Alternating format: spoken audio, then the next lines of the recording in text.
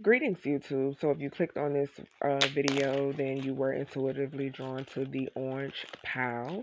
So let's go ahead and get started. We're going to start off with your angels and archangel cards. So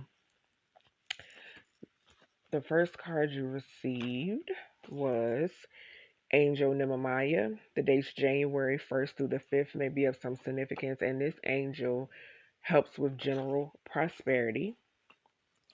Next, we have Angel Sahaliah. The dates November 3rd through the 7th may be of some significance, and this angel increases willpower. Following that, we have your mental health oracle. So the first card you received was do a deep breathing exercise. Then we have self-love journaling. Next up, we have your inner seed oracle or your inner child oracle card. The card that you received today says, I am here with you to conquer this journey. Okay. Next, we have your element oracle card, and the card you received is helium, and it says, helium symbolizes resourcefulness, correctness, and keenness. A fun fact about helium: balloons most often reflect the strong urge from within to let go. Let go of our fears, sorrows, and or past. Or it says, and our past. Next, we have your Alpha Oracle card. So the letter you received is W. The numbers 23 or 5 may be of some significance. And it says wave, water, wisdom, womb, mother, whale, WELL, world, wonder, and will, WILL. Following that, we have your spiritual warfare card. So you receive the sacral chakra. So it says the sacral chakra is located on the sexual organs. It manages creativity, sexuality, and our connection to feminine power and wisdom. So symptoms of your sacral chakra being a little being imbalanced is imbalance in logic versus emotion, overemphasis on either material or spiritual realm, mental illness, disconnect from guides, and distorted telepathy. Then you receive the root chakra, and it says the root chakra is located at the base of the spine. It is our connection to the earth and manages feelings and efforts related to safety, survival, and physical pleasures. So, some signs of it being imbalance is imbalance in consumption, back issues, materialism, scarcity mentality, financial instability, and stagnation. So, next orange pile, we have your love card. So, the first card you received is separation. So, it says time apart from your partner is on the horizon. Following that, you have new love. So, it says a new person has stirred your romantic feelings. Okay. So, next we have your past life oracle messages. So, the first card you received was High Priestess or priest. So it says you probably already know that you were a high priest or priestess during one or more prior lifetimes.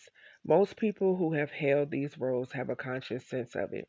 You've also retained your heightened spiritual knowledge, which this card is urging you to put into greater practice. It's time for you to reignite your spiritual power and use it in service of your divine mission or of healing, teaching, and helping the world. This card urges you to release any insecurities you may have about your spiritual abilities or any fears about others knowing your beliefs. Okay? Next, the next card you received was the spouse card, and it says you drew this card because your question relates to a marriage relationship in this life or a previous one. Perhaps your current spouse is someone whom you shared a romance or relationship before. If you're single at present, your future spouse is likely from your past lifetimes. It says, in some cases, lovers reunite across centuries and share an undying bond of true love. This is what is usually referred to as a soulmate. So, drawing this card can signify that the person you are inquiring about is, in fact, that individual. Okay? And lastly, we have biblical.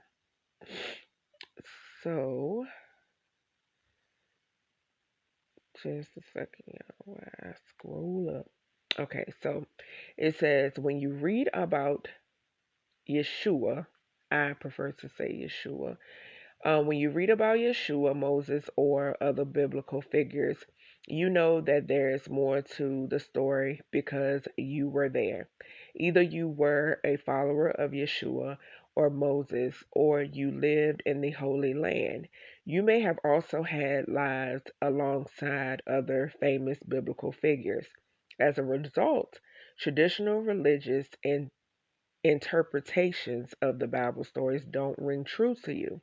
You know in your heart and soul what really happened. As such, you tend to follow your own religious and spiritual path. If you witness the crucifixion, you may have emotional scarring stemming from the heartbreak and horror that followed your beloved teacher's death. These reactions may have caused you to shut down your spiritual sight, clairvoyance, and other gifts. To reconnect with your God given abilities, pray for help from the biblical figures to whom you feel most connected. You'll learn that they have forgiven all transgressions and have moved on with their spiritual lives, and they'll help you to do the same. Okay? So that is everything I have for you, Orange Pal. I hope you enjoyed this quick reading. If you did, definitely thumbs up this video, and I will talk to you in your next reading.